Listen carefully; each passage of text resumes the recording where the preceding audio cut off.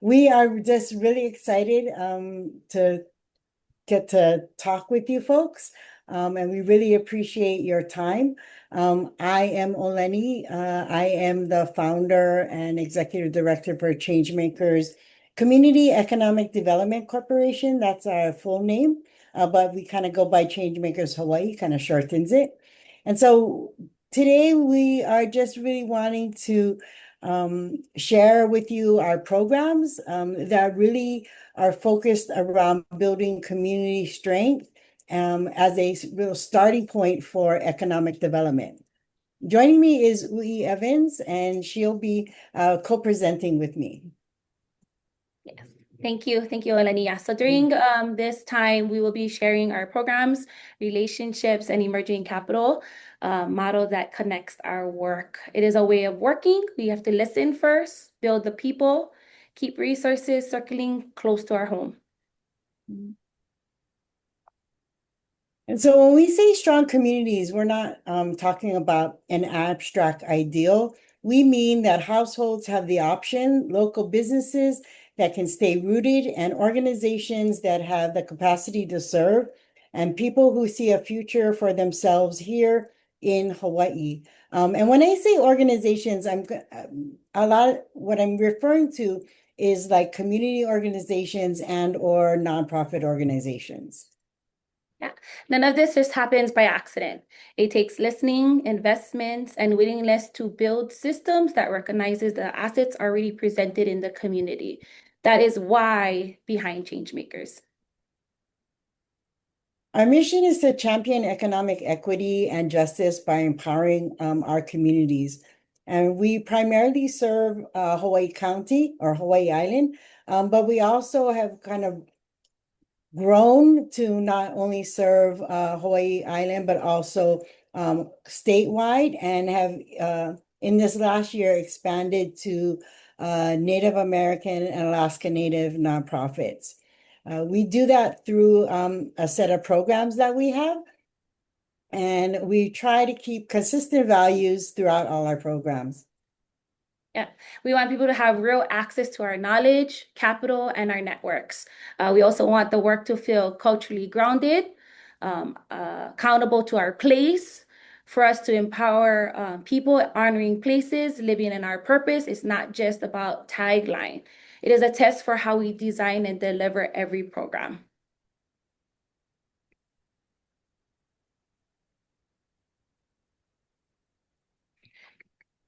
Community economic development is the frame we use to understand our work. It is a place-based, it is connected, and it looks beyond a single outcome. A lot of times we ask, like, how do people, businesses, and again, community and or nonprofit organizations and local systems reinforce one another? In our small little breakout group that we had, even though I felt like I was giving the pre-game show, I got to see a lot of the different systems, like Talking Story, and again, hearing your conversations again shows me the local systems that are in place. And we really believe that when we strengthen one part of that ecosystem, we want to make sure that the benefit circulates. And so a lot of times we see ourselves as a small little dot in sort of the larger ecosystem, and we're always trying to connect and or connect ourselves into an existing ecosystem and or build a new ecosystem that maybe doesn't exist and connect others into that. Our first job is, we feel, is to listen. And I really we can expand that to really think about the ancestral skill set of kilo, or to conduct like keen observation. And that's really where a lot of our program offerings start, is by being able to listen, see, take in data, and then be able to figure out what is the best solution, not in isolation, but again, within the environment and the ecosystem that is calling for the solution. We are already always wanting to know what people are already doing. We are not proponents of recreating the wheel, and we are proponents of creating space and connection and knowing what maybe there's a similar organization. So for example, one of our programs is ʻāinapreneurs. There are other organizations out there doing small business. And so what we do is we actually actively seek them out to partner and to understand our place in that ecosystem and to create synergy and or connections. So maybe they don't fit us, maybe they can go to another organization that's providing I'm gonna think Fund Her or Found Her has provides that for women, small business. And so we connect with them so that we can internally refer and or find better programs. That's just an example. Oh, Uʻi, you're on mute.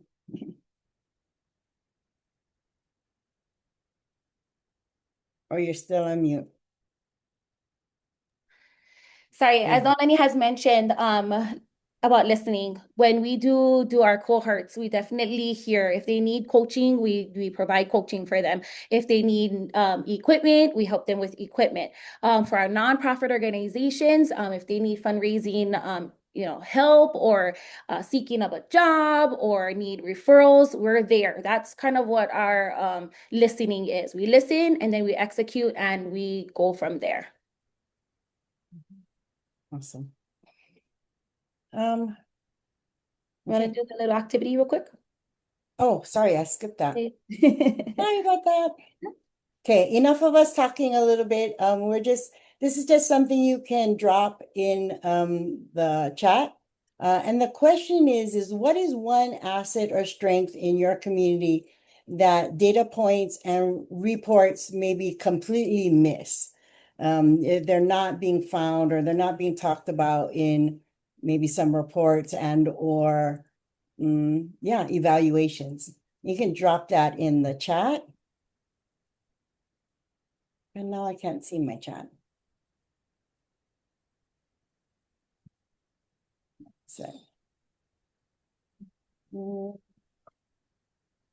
to be nosy and see the chat.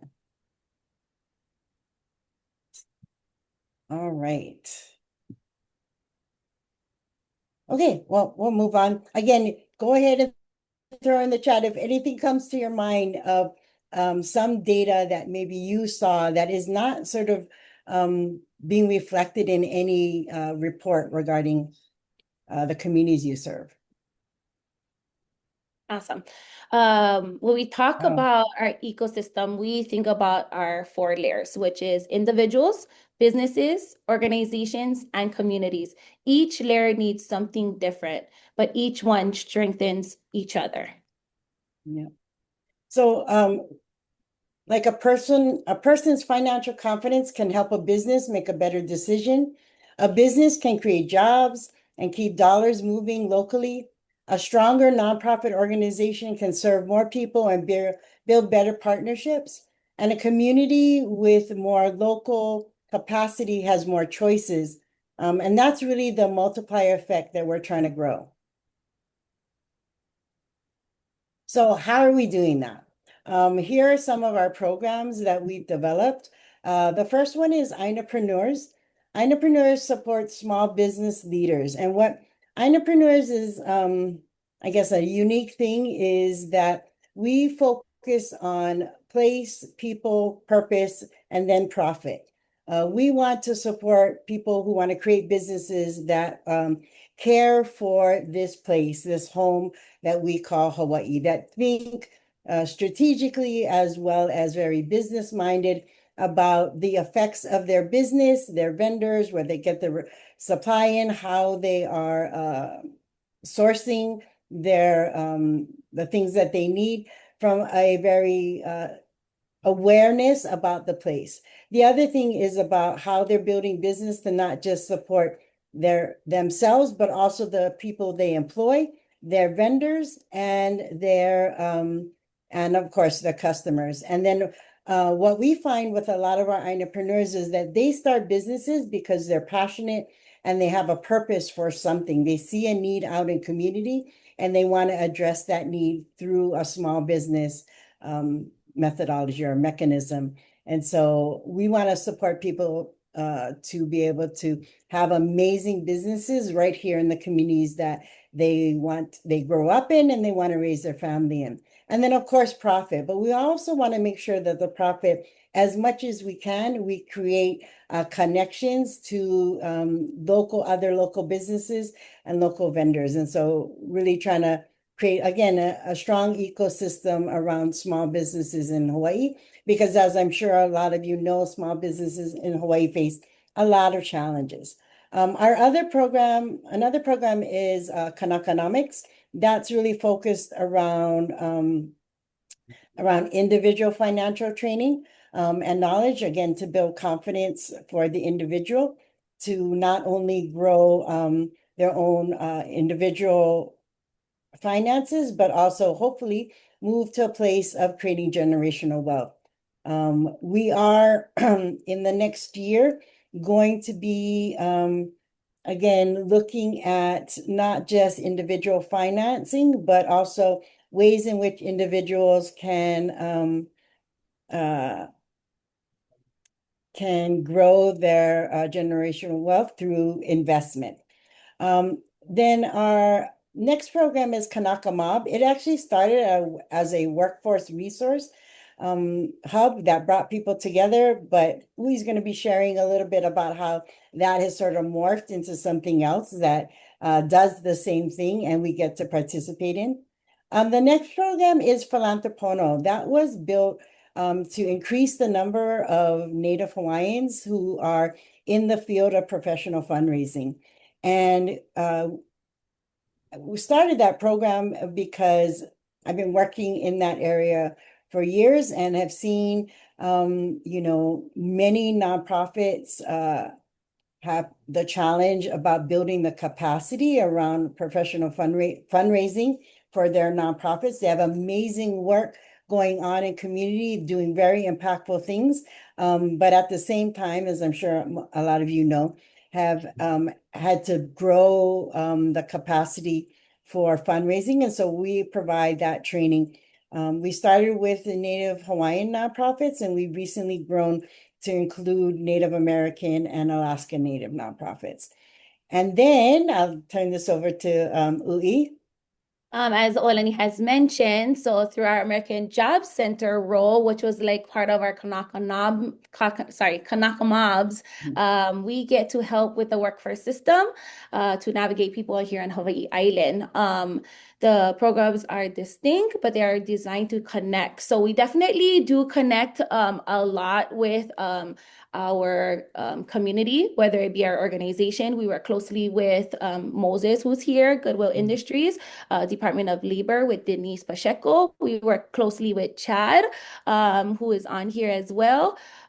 We also work with Tiana from HCC, along with housing and give me 2 seconds. Oh, Alulike is another one. And lastly, unemployment. So we're excited for this new journey that we get to create some relationships with.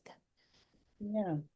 And so I think one of the things that we, as part of our sort of like Kilo and keen observation process, is to share some data. And so we've been working and doing this work for the last 5 years and been able to assist about 100 small businesses in all different ways, whether it's them actually going through the ʻāinapreneur program or providing coaching.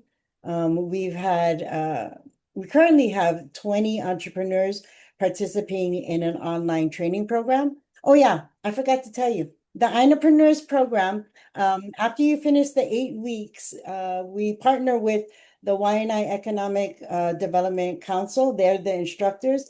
But after you go through the 8 weeks around small business, we also have an additional Hawaiian language program that's built specifically for small businesses. And that's our belief around, Hawaii has sort of moved from revitalizing Hawaiian language to renormalizing Hawaiian language. And we think Hawaiian language belongs in business. And so we help all different types of businesses both grow their own, either the owner and the staff capacity to use ʻŌlelo Hawaii in the business, as well as we provide Hawaiian language, what would you call it? Like labeling. It depends on the business, translation, so that again, they can not only the staff and the owner can use the language, but they can encourage their customers to use the language.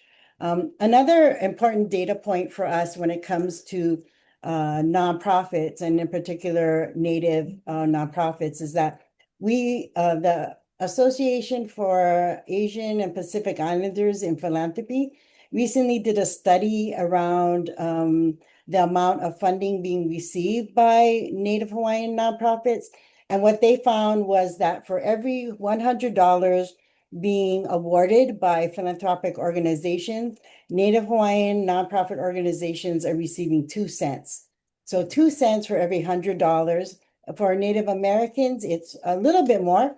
It's 4 cents. And so our goal is to build the capacity to be able to ask and get that funding. And we're not about like moving that 2 cents to 5 cents. We're about opening up philanthropy to be, I guess, engaged, let's say, more in Hawaii. You want to do the fast activity real quick? Sure. Sorry. I missed one. I missed one. Sorry. For the one-stop operator for Hawaiʻi Island, American Job Center, we use labor market information to understand where people are facing barriers and where a warm connection could open a pathway. So with that being said, we do have one more activity if you guys want to jump into the chat. And the question for you folks is, when you think about your organization, the biggest fundraising hurdle next year, what would it be? What is it? Yeah. Yeah. And while you're kind of dropping that in the chat, I just also wanted to maybe share a little data that we've been collecting at the AJC. We found that a lot of people who are coming to of course, connect and receive services from Alulike and from Goodwill and the other partners there. But also they're coming to utilize the computers to be able to access HireNet because they don't have computer accessibility maybe at home. And so that's another challenge we see for people who are seeking jobs.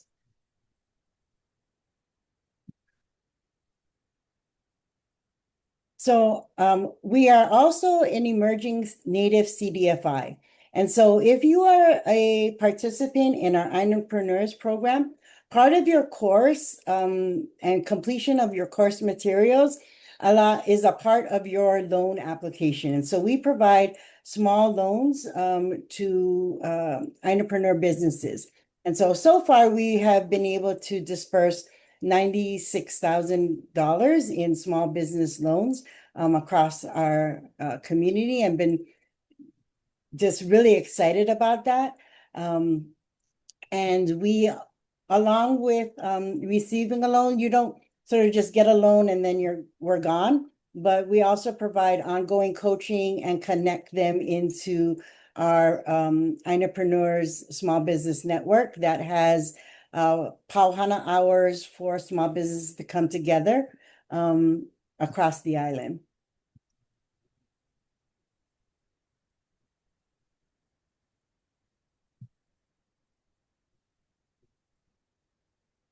Oh, Are you good? yeah. So our Kipuka capital is the working idea, trusting-based microloans, as Olani has mentioned, and bridge finances, paired with culturally grounded technical assistance. So as Olani mentioned previously, 2021, ChangeMakers has made 8 community loans totaling about $96,000. The model is intended for individuals, for profit business, and Native-led nonprofits because the barrier systematic exclusion from capital, not the legal structure of the borrowers. Yeah, so our loans do not have interest. There is a service fee, but that's about it. So because we're a CDFI, we're not making money off of it. We just want to the loan comes back into our loan fund and then get recycled out to the next business. Traditional lending often treats a credit score or collateral as a primary evidence of whether someone is ready. Those tools can be useful, but they are not the full story, especially when people have been systematically excluded from capital markets. And so our community development lending adds like other signals around character, relationships within the community, clear understanding of what that capital will unlock. We also don't want to put our small businesses in debt. And so we do sort of like structure the release of loan funds in order to best support them. And so we may make a loan for like $10,000, but again, based on what the loan will be paying for, we may release that in smaller amounts, again, to not tax and burden a small business with having to pay back maybe more than they can actually pay. And with that being said, majority of our loans are paying for their equipment, reduce the physical strain, create jobs for their workers that they want to hire, and then also, to help their community, especially. So, yeah. So again, we don't see change makers at the center. We see ourselves as one connecting with many things that are going on now, including our community and the members, other entrepreneurs, nonprofits, and workforce systems. Definitely funders and public partners all hold pieces of the solution. And so I think again, with the work that's going on here, it sounds like you already have the ecosystem going on, definitely, with all these people and all these organizations. And so we're just excited to hopefully become another cog in the wheel. Is that how you say it? I don't know. Yes, or definitely partnership matters to us. The pieces will all come together if we work together, as one. This might be a warm referral, us referring, you guys referring over to us, a shared resources, whether I know somebody, you know somebody, a co-design program, or a different way to hold money and accountability. We want to build partnerships that reduce friction for people and organizations doing the work. We want to leave the room for conversations. There are many ways to work together, and not every partnership has to begin with a check. Yeah, most don't, right? But we can bring, again, like Uʻi said earlier, relationships. And so you may want to open a door to a person or employer. You may share maybe some information about what you're seeing in your community. And also, I think what we're really super excited about is the opportunity to explore with you what could be made easier for people to move them from possibility to progress. And so I think we're pretty much done. And we'd love to answer any questions, but also what we want to do, we always kind of like to do is to give some homework, maybe some action to us up here talking. And so I think what we want to do on our end is open the door and, maybe for yourselves, we can just take a moment based off of what we've been sharing for you to maybe scratch down on a pad about maybe somebody who you want to connect to us or any of these partners here. And then once we leave the meeting, maybe take action and make that connection. So I guess when I first started ChangeMakers, my vision was not just stronger individuals or stronger businesses. It's stronger individuals, businesses, organizations, communities, and economies all working together. Again, I know you probably guys have the sauce on this and have been doing this for a while, and it already looks like it's working. And so again, we're just really thankful and excited to be here to share with you.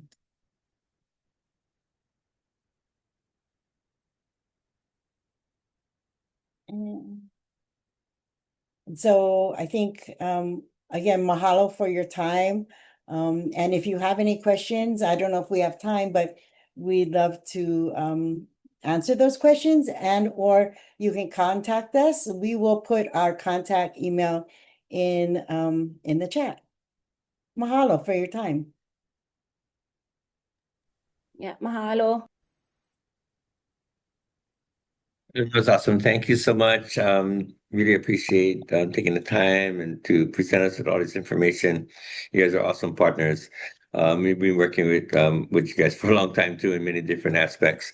One of the questions I had, and we've come across this quite a bit, especially with those who have, past records and stigma and having difficult time to get employed sometimes. They have been asking about, making their own business, Yeah, and entrepreneurship. And many of them are very talented, creative, a lot of business sense, even though maybe it was applied in a different way. yeah, yeah. But nevertheless, they do have those skills. So can we kind of look and maybe and see how we can partner better? We have our career pathways committee, as you know, and I sit on the workforce development board with Uʻi and you. So I think those are things that for us, is that some way that we can get better acquainted with that and create these pathways Yeah. for entrepreneurship? Yeah, for sure. I think the person to contact on partnership would be Uʻi. And we would love to I agree with you. I think businesses can be a way for people to employ themselves when maybe, they're not getting the bites from other employers. And I agree with you. I've seen the skill set in a lot of people who are kind of coming out of some hard times. Definitely perseverance and endurance is one of the things that you pick up. And so, yeah, any way that we can assist and again become supportive in the ecosystem that you've already built, we love to do that. Great. And one of the things, and I see Kaipo here too, he works up at Kulani also and is with the community college now. But one of the requirements, and we have the Justice Committee and partners here too, so it's a good place. One of the challenges is getting income right away. Yeah, So when you get out, you need to have that like immediately paying job. And one of the things about entrepreneurship is yeah, that it doesn't start right away, yeah. And so is that something maybe that we can partner with to look at Yes, explore other ways that you can get some income up front or yeah, sooner yeah, rather than later and down the line? Because after a while, what we found in going through this is you get into work, you get into the workforce, you want to get your own plate, you want to get your own kind of business, and you have that drive. But then after a while, the yeah, drive kind of fades because you get into the day-to-day stuff and you're just struggling and it's not enough. And yeah, so some of those challenges come into play. So yeah, funding streams up in front is something yeah. that I think that's a fabulous idea to do an internship, like a paid internship thing that they could take the course and work on getting their business built.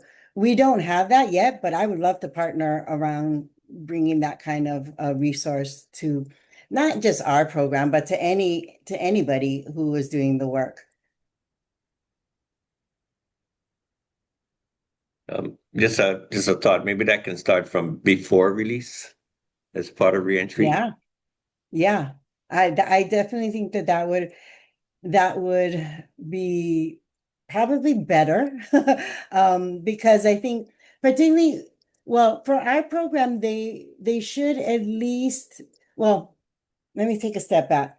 For our like in-course program, we do you at least need to have a product that you've been sort of playing around. Now, it doesn't have to, you don't have to have your whole business license. We have a couple of participants who are doing like the bake, what do they call them? The little bake sheds. sense.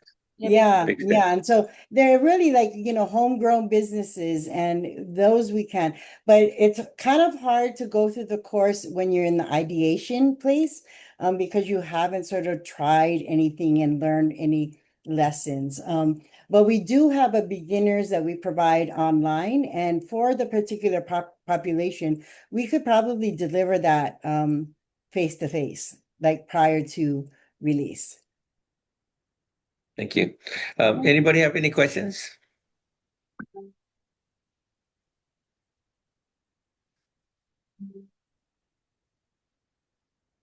Hi, Olani. Hi. Thank you so much. I know we talked your head off in career pathways, but I'm gonna reach out and get in touch with you and Uʻi. Yeah, Thank you so much. thank you. So, Les, can we join your career pathways group? Of course, sure. Okay. Sure Thank can, you. yeah.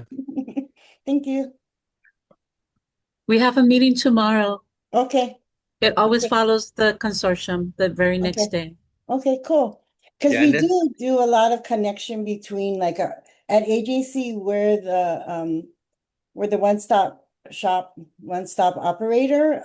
But one of the things is we work with our businesses to see what kind of careers and training they need. And then we sort of let them know about HireNet and all the pieces. And so, yeah, it'd be great. yeah. Denise Pacheco is the chair, so Awesome. just connect with her and she can Okay. send you the link. Okay, thank you. Yeah, thank you. That was a great presentation. Thank you so much for all the work that you do too.